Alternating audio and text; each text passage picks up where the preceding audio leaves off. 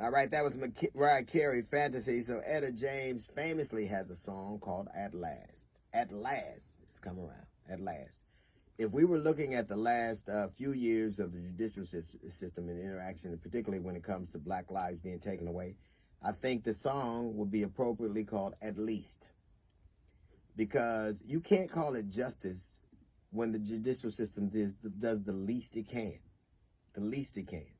In the past few years, the indictments that we have gotten, now we have gotten indictments, certainly more of them than convictions. We have gotten some convictions, but I can't say there's ever been a time when the judicial system acted as if it was personally offended. It was a personal affront to justice and threw down the heavy hand of justice. Kim Potter, who killed a young man with her taser, supposedly thinking that she had her taser and shot him to death, cries, and the judge cries with her and gives her a very lenient sentence, 2 years. I know people that have gone to jail for more than 2 years for voter fraud. I know people who've gone to jail for more than 2 years for violating, environmental rules or hurting an animal. Because I think when it comes to black deaths and judges, they kind of go at least. Can you think of the last time when the full weight of the judiciary was leveled against somebody who affronted justice? Even if you look at what happened in Minneapolis with George Floyd, he didn't get the full weight of justice.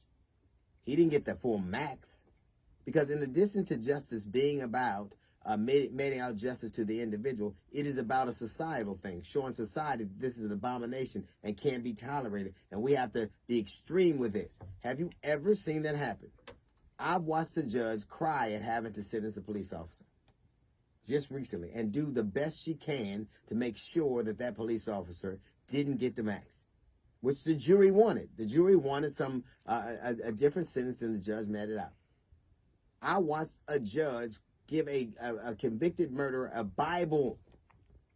Do you think that that is really at last or at least? Do you think that this is justice or just okay? Is it justice or just good enough? Is it justice or just at least? Because when society has truly had enough of something, it acts in a certain way.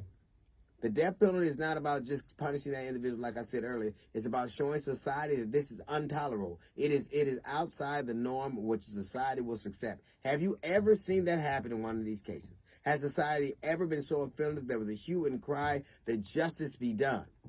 I'm not talking about that somebody gets a sentence. I'm not talking about that somebody be convicted. I'm talking about that there is justice meted out. Have you ever looked at something where the punishment fit the crime? George Floyd's killer should never be able to see the light of day, but he will. Amber Geiger should certainly be doing more time than she is, but she'll get out. Kim Potter will be out in probably 12 months. Oscar Grant's killer, same thing, out in 9. There is a difference between true justice that society demands and at least. You give people the bare modicum of what you think is tolerable. They are always interpreting a law to give an advantage to the offender, not the dead. I didn't see that judge crying for the young man's family. I didn't see that. I didn't see that other judge handing the other family, Ahmaud Arbery's family, a Bible. I didn't see that. Because when it comes to judges and when it comes to juries and when they look at black lives, they are satisfied with at least. And that isn't justice. That is just us. That's a little note from the GEDSection. We got the Jazz Report coming up in 15 minutes. It's the DL Hughley Show.